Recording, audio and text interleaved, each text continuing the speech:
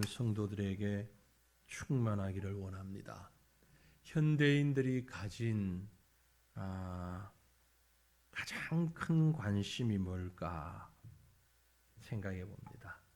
아마 건강 아닐까요? 네, 건강일 것 같습니다. 다이어트도 하고 운동도 하고 열심히 먹기도 하고 건강에 좋다면 뭐든지 하려고 하죠. 그래서인지 과거에 비해서 보편적으로 평균 장수하고 또 건강한 것도 사실입니다. 여러분 가정에 식탁 있죠? 그 위에 뭐가 있습니까? 식탁 위에 꽃병이 놓여 있으면 젊은 가정이고 식탁 위에 약병이 놓여 있으면 노인의 가정이라 합니다. 여러분 가정에는 뭐가 많이 놓여 있습니까? 약병입니까? 어쨌든 우리 성도들 가정 모든 분들이 다 건강하시기를 축원합니다.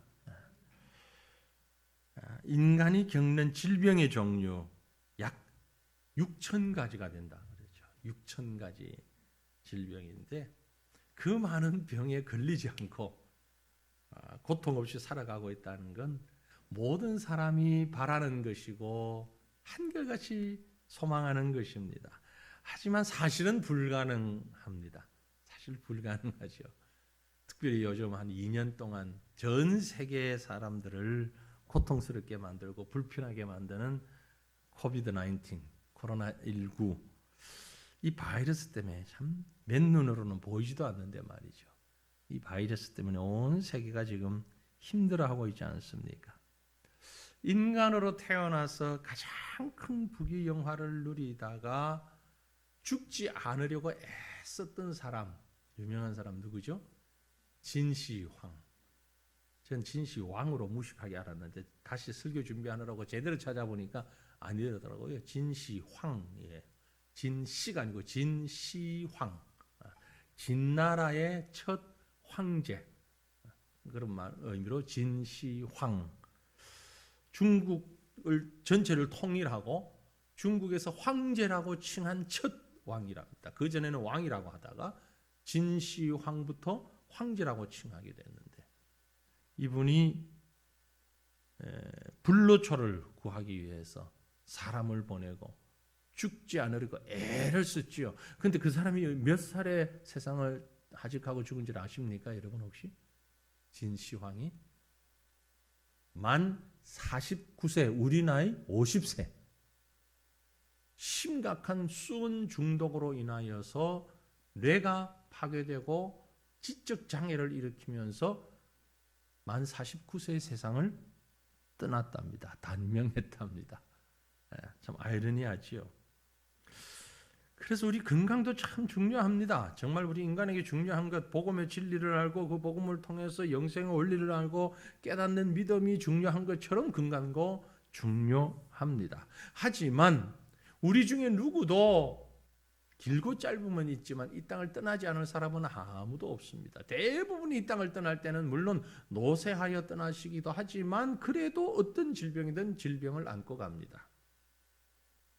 우리가 사는 이 세상의 삶은 정말 한순간이죠. 한순간의 삶입니다. 그렇죠? 잠시 왔다가 가는 존재입니다. 잘 아는 대로 야고보서 4장 14절에 말씀하시기를 내일 이 일을 너희가 알지 못하는도다.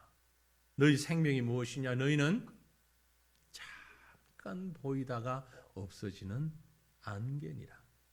잠깐 보이다가 없어지는 안개니라.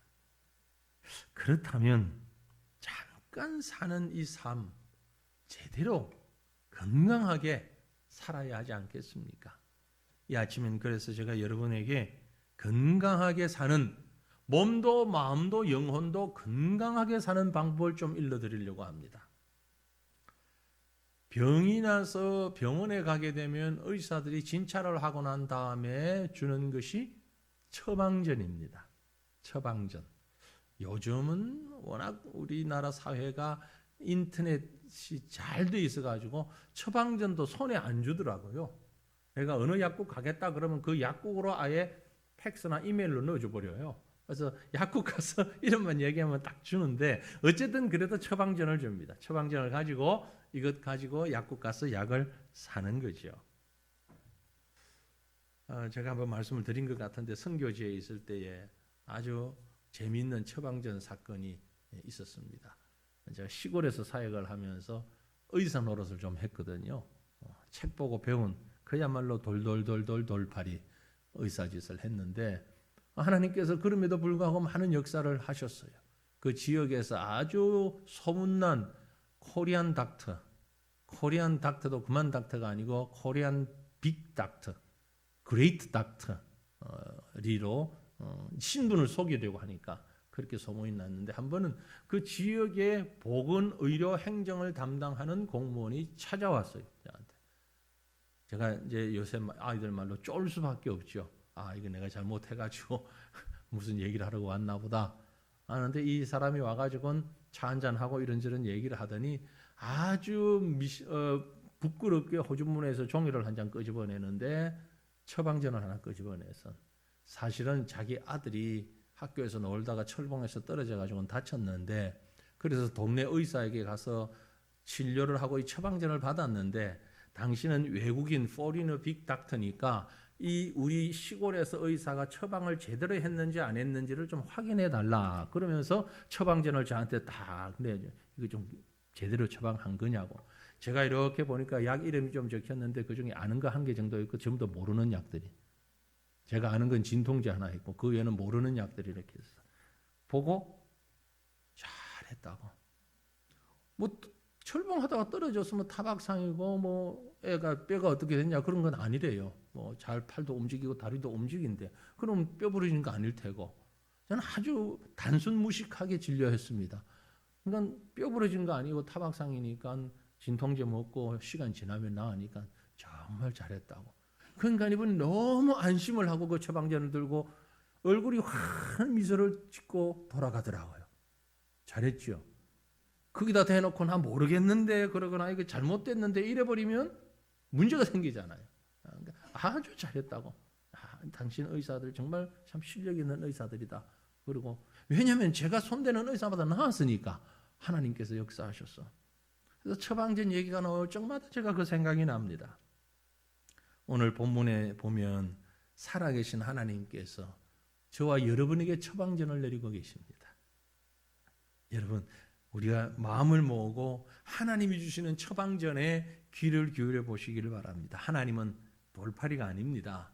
하나님은요 천지 만물을 창조하신 창조주이시고 우리보다 우리를 너무나도 잘 아시는 온 세상을 잘 아시는 하나님이십니다. 믿습니까?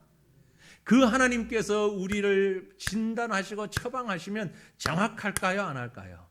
완벽한 처방전입니다. 오늘 그 처방전을 함께 받아드는 저와 여러분 되시기를 바랍니다. 무슨 처방전이냐? 하나님의 처방전은 좀 특이합니다. 의사들이 막 알아볼 수도 없는 영어를 막 그 왜 그래 흘려서 쓰는지 좀 정자로 쓰면 좋을 텐데 막 흘려서 쓰는 그런 처방전, 못 알아보는 처방전이 아닙니다. 우리에게 잘 알아보게 하는 처방전입니다. 어떤 처방전이냐? 먼저 여러분 자신의 실체를 정확하게 알아야 한다 하는 처방을 우리에게 주십니다. 저와 여러분의 영혼과 육신이 건강하려고 하면은요 정확하게 알아야 됩니다. 의사에게 갑니다. 어떻게 오셨습니까? 머리가 아픕니다. 기침이 납니다. 콧물이 납니다. 내 상황을 정확하게 알고 얘기를 해야 될 것 아니에요. 그래요, 안 그래요? 나 모르겠는데요. 아니면 의사를 황당하게 만드는 거죠. 뭐 허리가 아픕니다. 등이 아픕니다. 어디가 아픕니다. 눈이 아픕니다. 코가 아픕니다. 아픈 부위를 얘기를 하고 자기의 현실에 대해서 말을 해야 될 것 아니에요. 하나님이 우리에게 원하시는 것은 우리 자신을 알라는 겁니다. 그게 1차적인 처방이에요. 자, 오늘 읽었던 말씀 가운데 1절 말씀을 보면 우리가 잘 아는 한 사람에 대한 얘기가 나옵니다. 아람 왕의 군대 장관 나만이라고 하는 사람이 있었는데 그의 주인 앞에서 크고 존귀한 자니 이는 여호와께서 전에 그에게 아람을 구원하게 하셨습니다. 그는 큰 용사인데 문제는 나병 환자였다. 여기 문제가 있습니다. 그는 큰 용사였는데 나병 환자였다. 이스라엘 나라 주변에 아람이란 나라가 있는데 그의 주인 앞에 크고 존귀한 자, 그의 주인은 왕이겠죠. 자기의 왕이겠죠. 아람 나라의 왕이죠. 아람의 왕도 함부로 손댈 수 없을 만큼 대단한 사람. 왜냐하면 예전에 큰 전쟁이 있었는데 그가 큰 공을 세웠습니다. 하나님께서 그에게 공을 세우게 해주셨습니다. 여호와께서 전에 아람을 구원하게 하셨다 그 말이죠.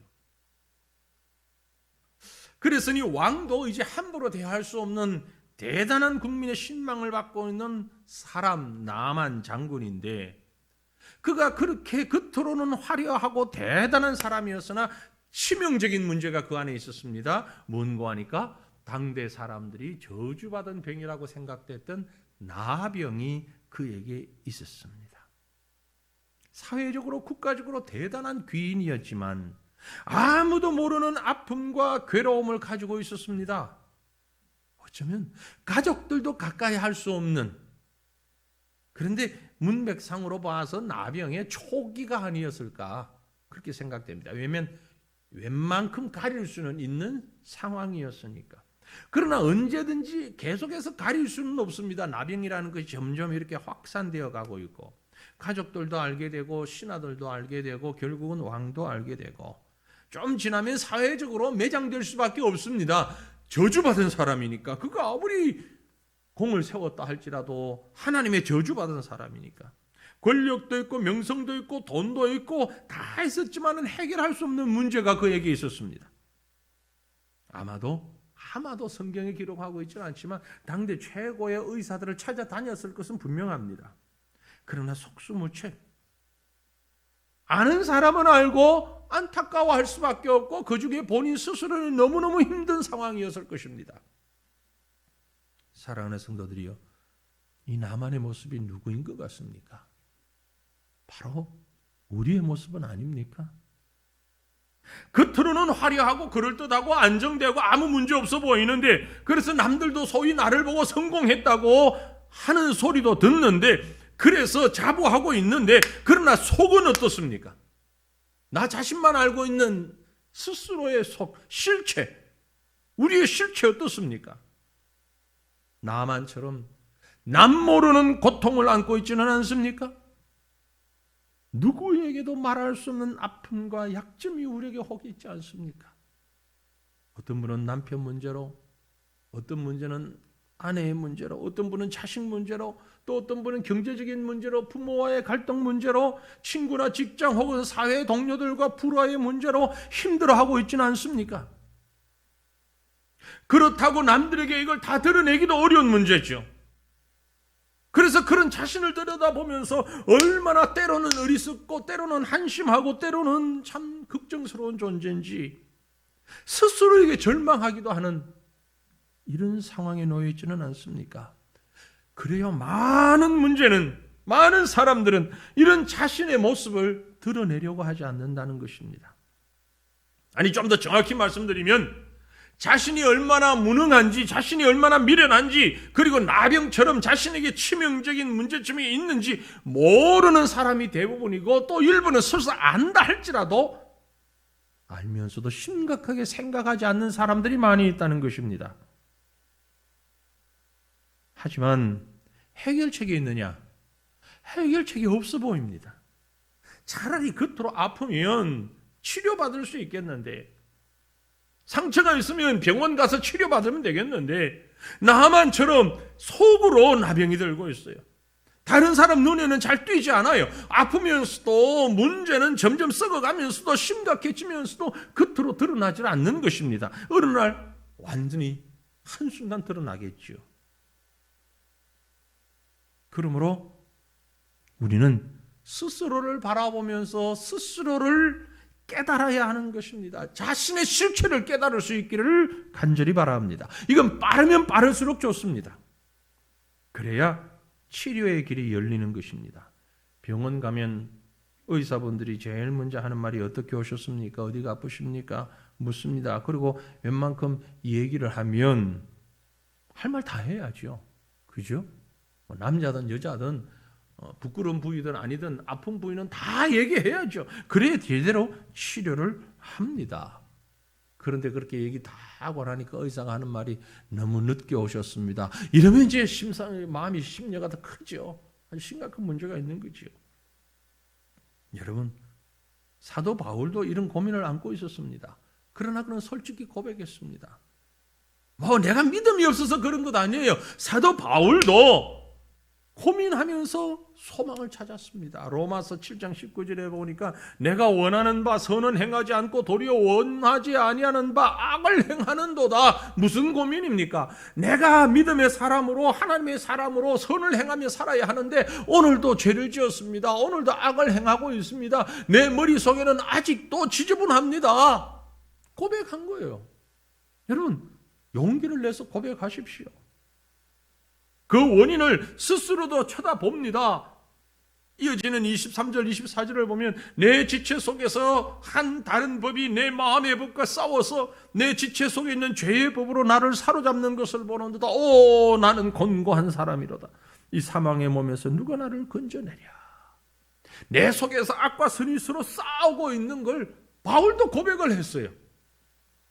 저도 여러분도 이 고백을 못할 리가 없습니다. 부인하지 마십시다. 예. 우리 속에 악한 마음들이 일어나잖아요. 죄악된 마음들이 일어나잖아요. 부인하지 마세요. 내 속에 있는 걸 그대로 하나님 앞에 내려놓으세요. 자신을 속이지 마시길 바랍니다. 특별히 하나님 앞에서 솔직하게 자신의 실체를 드러내시길 바랍니다. 여러분은 여러분의 실체를 보십니까?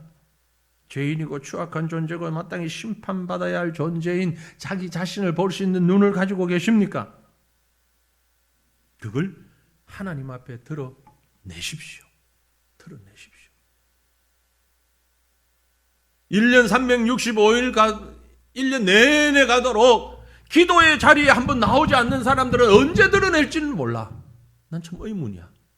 예수 믿는다 그러면서 신앙생활 한다 그러면서도 개인 기도하는 시간이 전혀 없는 사람은 언제 자신의 그 모습을 실체를 드러내는지 정말 의문이에요. 안 드러낼 것 같아. 그저 하나님 복 주십시오, 복 주십시오, 이거 주세요, 저거 주세요.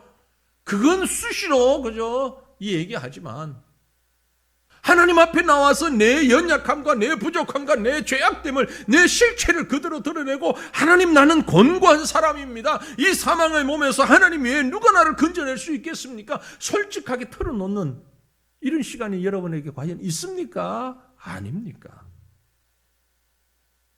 자신을 속이지 마시고요. 감추지도 마시고요. 하나님 앞에 내 약점, 내 죄악 드러내는 시간 많이 가지시길 바랍니다. 그게 바로 우리가 살 길입니다. 가장 기본적인 처방입니다.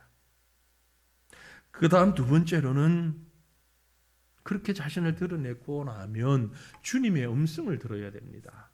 주님 말씀하시는 음성을 들으셔야 돼요. 나만 장군이 전에 전쟁터에서 어린 소녀 하나를 포로로 잡아온 적이 있습니다. 부인의 시종을 드는데 그러니까 당연히 빨래를 하겠지요. 세탁기가 없으니까 손빨래를 하겠지요. 빨래를 하다 보니 이 여자아이가 우리 주인이 병이 있구나 분명히 알았을 겁니다. 나병이 있으니까 몸에 종기가 있고 그 빨래를 해야 되니까 누구보다도 먼저 알았겠지요. 그래서 이 소녀가 주인 마님에게 나만의 아내에게 복음을 전합니다. 그 소식이 나만의 귀에 들어갑니다. 한 여자아이의 소리였지만 이것은 바로 주님의 음성이었습니다. 나만에게. 본문 3절에 기록합니다. 그의 여주인에게 이르되 우리 주인이 사마리아에 계신 선지자 앞에 계셨으면 참 좋겠는데 그가 그 나병을 고치리이다. 사랑하는 성도들이여, 복음은요 잘난 사람, 말 잘하는 사람, 능력 있는 사람, 높은 지위에 있는 사람만 전할 수 있는 게 아닙니다. 무명의 소녀 하나가 이 어린 여자의 이름이 뭔지는 없어요. 있었을 것인데 기록이 안 됐어요. 그 무명의 소녀 하나가 나만에게 복음의 소식을 전한 것처럼 오늘 저도 여러분도 이 복음의 소식 전할 수 있습니다. 믿으십니까? 우리가 뭐 대단한 능력이 있어야 되는 것 아닙니다. 우리가 전하는 말 한마디가 이렇게 사람을 살립니다. 한 사람뿐만이 아니라 한 가문을 살리고 한 나라를 변화시킬 수 있습니다. 놀라운 것은 그 이름도 기록되지 않은 한 소녀가 전한 얘기를 아람의 영웅 나만이 들었다는 거죠. 그저 지푸라기라도 잡는 심정이었는지는 모르지만 어쨌든 이 아이의 말을 그는 귀 기울여 들었습니다. 복음을 들었습니다. 그만큼 나만은 자신의 실체 앞에서 낮아졌습니다. 자신의 실체를 적나라하게 들여다보는 사람이었습니다. 그래서 낮아질 수밖에 없습니다. 자기를 아는 사람은요, 하나님 앞에 꼬꾸라질 수밖에 없습니다. 한국의 지성이라고 불렸던 이어령 박사라는 분도 자신의 실체와 무능 앞에서 낮아지게 되었을 때 하나님을 발견할 수 있었다고 고백했죠.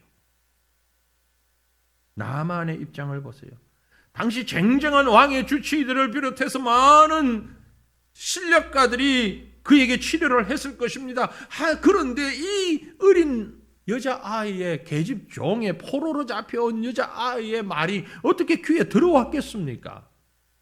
그러나 절망 가운데 있다 보니 그 소리가 귀에 들어왔습니다. 이 작은 소리가 나만의 생애를 완전히 뒤바꾸어 놓은 놀라운 음성이 되었습니다. 사랑하는 성도들 여러분, 여러분의 음성 한마디가, 여러분 말 한마디가 누군가의 인생을 그렇게 변화시킬 수 있다는 것을 믿으시길 바랍니다. 그리고 담대하게 외치시길 바랍니다. 마찬가지로 우리도 이와 같은 하나님의 음성을 들을 수 있어야 됩니다. 하나님의 음성은 성경에도 있고 우리 머릿속에도 우리 생각 속에도 사람들의 말 속에도 있습니다. 바울을 얘기를 했는데요. 바울은 하나님의 음성을 자신의 마음속에 소원으로 들었어요. 소원으로 들었어요. 사도행전 20장에 보면 보라 이제 나는 성령에 매여 예루살렘으로 가는데 거기서 무슨 일을 당할는지 나는 알지 못하노라. 바울을 연구하다 보면은요, 이게 단순히 한문 고백한 게 아니에요. 바울은 잠을 자도 일어나도록 예루살렘, 예루살렘, 예루살렘, 예루살렘, 로마, 로마, 로마 그러고 살았어요. 예루살렘에 가야 되는데, 예루살렘에 가야 되는데, 그래서 사도들 만나야 되는데, 로마에 가야 되는데, 그래서 복음 증거해야 되는데, 결국 그가 소망하는 것들이 그대로 이루어지는 것을 봅니다. 이건 하나님께서 그 마음에 그런 소원을 자꾸 주시는 게 바로 하나님의 음성이라는 얘기예요. 바울의 마음을 사로잡은 것은 바로 성령입니다. 무슨 일이 있어도 예루살렘 가야 하는데, 무슨 일이 있어도 내가 로마로 가야 하는데, 하나님의 성령께서 그 마음에 소원을 주십니다. 너무나도 강렬한 소원을 주었기 때문에 이걸 막을 수가 없습니다. 지난주에 제가 우리 선교사 파송 예배에 가서 설교를 했는데요, 광고를 드렸죠. 아주 조그만한 교회입니다. 조그만한 교회에서 후원을 제대로 못해요. 그런데 이 선교사가 어디로 가냐면 독일로 가요. 심사를 할 때 몇 번이고 체크를 했습니다. 보편적으로 그 선진국에 유럽 최강대국인데 미국이나 영국이나 독일 선교사 가겠다 그러면 일단은 선글라스부터 쓰고 이제 심사를 하죠. 그죠? 선교사가 파송받기 위해서는 3번의 심사를 거칩니다. 한꺼번에 3번을 하는 게 아니고 시간을 두고 시차를 두고 3번을 하는데, 할 때마다 공격 아닌 공격을 여기도 찔러보고 저기도 찔러보고, 정말 선교사로 가려고 하느냐, 정말 복음을 전하기 위해서 가려고 하느냐. 그런데 이 친구는요, 자나 깨나 죽으나 사나 독일. 신학 공부하기 전부터 독일. 그리고 신학 공부하면서도 독일. 심사를 할 때마다 독일. 심사하는 목사님들이 너 가라. 독일 가야 되겠다. 그리고 지난주에 파송 예배 드리고 보낸 거예요.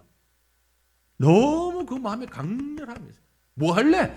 가서 독일에 오는 유학생들, 세계 각국에서 몰려오는 유학생들을 위해서 복음 전하겠습니다. 처음부터 끝까지 몇 년을 물어봐도 똑같은 얘기예요. 당신 갈만하다. 하나님이 그 마음에 소원을 주셨다. 우리가 하나님 아니지만 그렇게 고집하고 그 마음에 확신을 가지고 있는 거 보니까, 교회에서 후원도 제대로 못해요. 후진국보다 더 많은 생활비가 들 텐데 후원금도 아주 보편적인 후원금 생각에는 3분의 1밖에 안 돼. 파송계에서 줄 수 있는 게. 아주 작은 교회니까. 그래도 독일 가겠대. 굶어 죽어도 가겠대. 가라고 그래야지 어떻게. 하나님이 그 마음에 그런 소원을 주시는데 확신합니다. 성령께서 그 마음을 움직이셔서 가게 하신다. 여러분, 이 말이 오해하지 마십시오. 내 생각, 내 경험에 사로잡히라는 얘기가 아닙니다. 전혀 반대의 얘기입니다. 우리 주님의 음성은 멀리 있는 것이 아닙니다. 하나님의 음성은 온 우주에 가득합니다. 우리 마음에도 가득합니다. 지금 이 시간에 여러분의 마음에도 하나님의 음성이 전해지고 있습니다. 그런데 왜 안 들리느냐? 안 들리는 이유가 있어요. 세상의 생각과 소리의 잡념에 가득하면 하나님의 소리가 들리질 않아요. 그 세상의 소리를 내려놓으시길 바랍니다. 그 세상의 잡념 속에는 많은 것이 내 생각이에요. 내 경험이에요. 내 생각, 내 경험이 나를 꽉 붙잡고 있으면 주님의 음성이 들리지 않아요. 나병은 불치병이야, 저주받아서 어쩔 수 없어, 나병은 고칠 수 없어, 이건 큰일 나서 그 생각만 사로잡히면 이 작은 여종의 소리가 들릴 수가 없어요. 그렇잖아요? 편견과 고정관념에 강하게 사로잡히면 하나님의 음성을 들을 수가 없습니다. 사랑하는 성도 여러분, 하나님의 말씀에 귀를 기울여 보시기를 바랍니다. 말씀을 붙잡고 겸손한 심령으로 묵상하며 기도할 때에 여러분의 머리와 여러분의 마음을 세상적인 것으로부터 다 비워내시기를 바랍니다. 그러면 하나님의 음성이 들릴 것입니다. 왜 동일한 시간 동일한 자리에서 예배를 드리는데 어떤 분은 은혜를 받고 어떤 분은 맹숭맹숭하다 마느냐? 그 가슴 속에, 그 머리 속에 세상 온갖 잡다한 생각들이 그대로 자리 잡고 있으니까 하나님의 말씀이 들어갈 자리가 없는 거예요. 최소한 여러분 예배 시간만큼은 세상 것 내려놓으시길 바랍니다. 자식 걱정도 내려놓고 사업 걱정도 좀 내려놓으시고 건강 걱정도 좀 내려놓으시고 오직 하나님의 음성 듣기 위하여 마음을 집중하시기를 바랍니다. 그 음성을 들을 때 여러분 인생이 변화될 것입니다. 그렇게 하나님의 음성을 듣는 자는 자연스럽게 교만을 벗어버리고 겸손한 자리로 나가게 됩니다. 그래서 우리 처방전의 세 번째 제목은 교만을 벗고 겸손으로 나가자. 하나님이 그런 처방을 주십니다. 나만은 참 지혜로운 사람이었습니다. 어린 소녀의 의견을 들었어요. 그리고 왕에게 찾아가 허락을 받았어요. 왕의 친서를 받고 이스라엘에 갔어요. 왕의 친서를 들고 이스라엘로 갔어요. 이것도 아주 지혜로운 처사죠. 사실은 이스라엘 왕은 당혹했지만 이건 국가 간 분쟁을 일으키지 않으려고 보세요. 이웃 나라의 왕이 군사들 데리고 아무 이유 없이 가게 되면 바로 전쟁이 일어날 수도 있잖아요.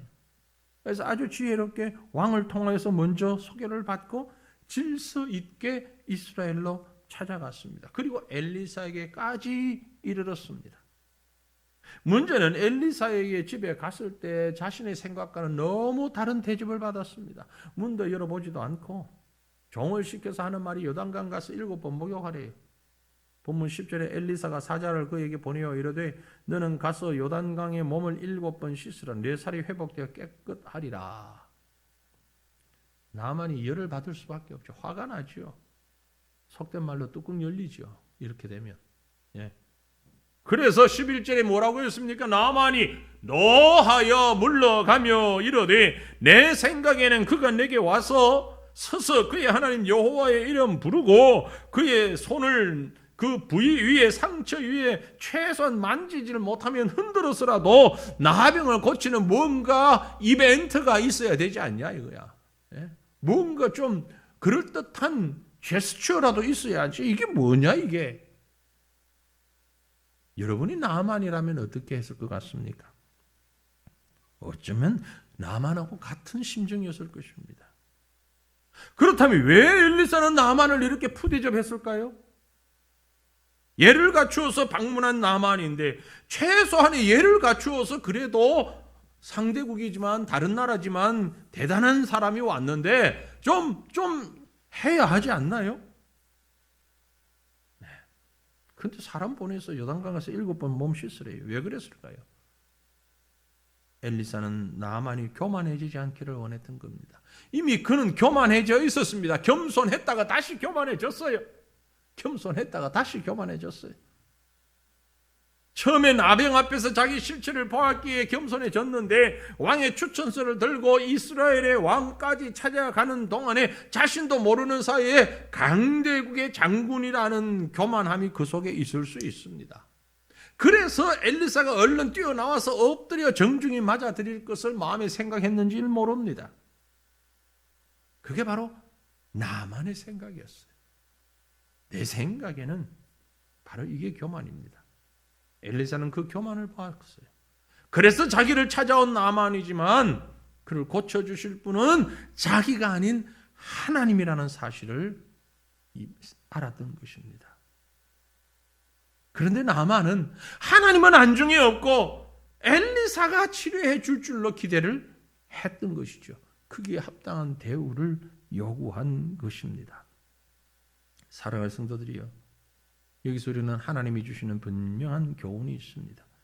우리는 매사에 하나님 앞에 서지 말고 사람 앞에 서지 말고 하나님 앞에 서야 합니다. 하나님 앞에 서시기를 바랍니다. 오늘 이 예배도 목사 앞에서 드리는 게 아닙니다. 다른 성도들 앞에서 드리는 게 아닙니다. 하나님 앞에서 예배 드리는 것입니다. 하나님이 요구하시는 그 자세를 갖추며 예배 드려야 되는 것입니다. 이게 내 생각, 내 방법이 아닌 하나님의 방법입니다. 내 생각을 버려야 한다는 거죠. 모르겠습니다. 지금 이제 대선 끝나고 나면 지방 선거 있잖아요. 이미 그 후보자 되시는 분들 몇 분들을 만났는데 뭐 웃으면서 한 얘기지만 그런 얘기들을 서로 나누었어요. 누구든지 우리 교회 오면 인사 안 시킵니다. 새신자가 왔을 때는 새신자 왔습니다.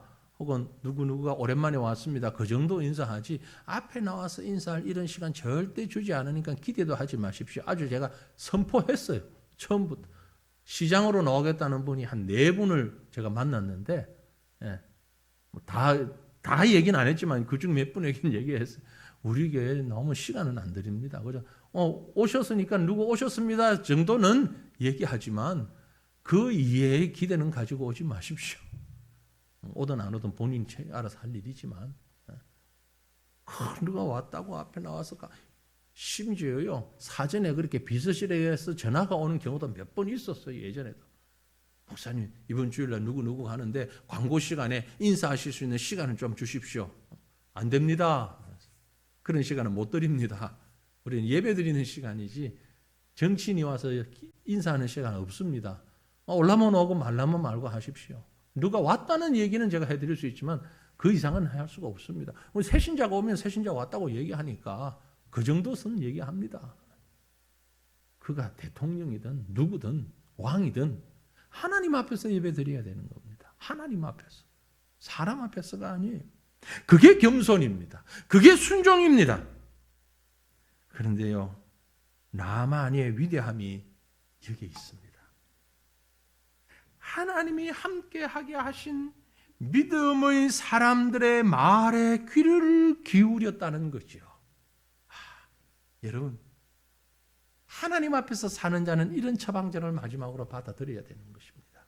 하나님께서 우리와 함께하게 하신 믿음의 사람들, 그 사람들의 말에 귀를 기울이세요. 본문 보세요. 엘리사의 처방전을 받아든 나만이 흥분하고 화가 벌벌 났는데 그래서 자기 나라로 돌아가겠다고 난리를 쳤는데 그 중에 정말 지혜로운 사람 한 사람이 있어서 이름이 누군지는 모릅니다. 13절에 이렇게 나옵니다. 그의 종들이 나와서 말하여 이르되 내 아버지여. 최대한 지금 나만을 띄워줬어요. 내 아버지여. 그 말은 아버지 같은 분입니다. 당신은. 그래서 내가 하는 얘기인데 선지자가 당신에게 큰 일을 행하라 말하였다면 행하지 아니하였겠습니까? 하물며 당신에게 가서 씻어 깨끗하게 하라고 하는데 그걸 못합니까? 하면 되지. 참 지혜로운 부하입니다. 근데요, 제가 이 말씀 묵상하다 보니까 나만이 정말 대단한 인물은 대단한 인물이에요. 화를 내기도 했지만 포로 잡아온 여자아이의 말을 들었죠. 자기 부하의 말을 또 들었어요.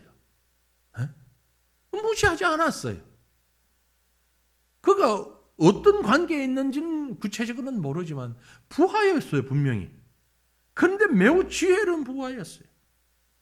바로 이런 사람을 하나님께서 그에게 붙여주셨다고 저는 생각합니다.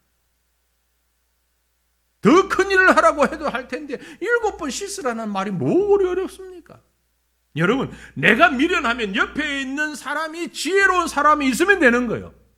남편이 미련하면 아내라도 지혜가 있으면 되는 거예요. 그러면 복을 받는 거예요. 생각을 바꾸면 됩니다. 나 혼자 잘 안 돼. 할 수 있는 것이 없어요. 주변에서 늘 나를 점검해주고 도와주는 사람이 필요합니다. 그런 사람을 위해서 하나님께서 우리에게 공동체를 허락하셨어요. 그러므로 여러분, 주변의 소리를 잘 들으시기를 바랍니다. 여러분에 비하면 비록 아주 어린 보잘것없는 종처럼 보인다 할지라도 그 사람을 통해 하나님이 말씀하고 계신다는 사실에 마음을 여시기를 바랍니다. 믿음의 사람들이 옆에서 우리의 생각을 고치도록 지도해 줍니다. 그때 생각을 바꾸고 받아들이면 살게 되는 것입니다. 화가 났을 땐 사람이 남의 말을 잘 안 듣는 게 보편적이죠. 그런데 나만은 화가 난 그 순간에 남의 말을 들었어요. 기적이 찾아왔어요. 들을 귀가 있었던 사람입니다. 결과적으로 그는 순종했습니다. 14절에 나만이 내려가서 하나님의 사람의 말대로 요단강에 7번 몸을 잠그니 그의 살이 어린아이의 살같이 회복되어 깨끗하게 되었더라.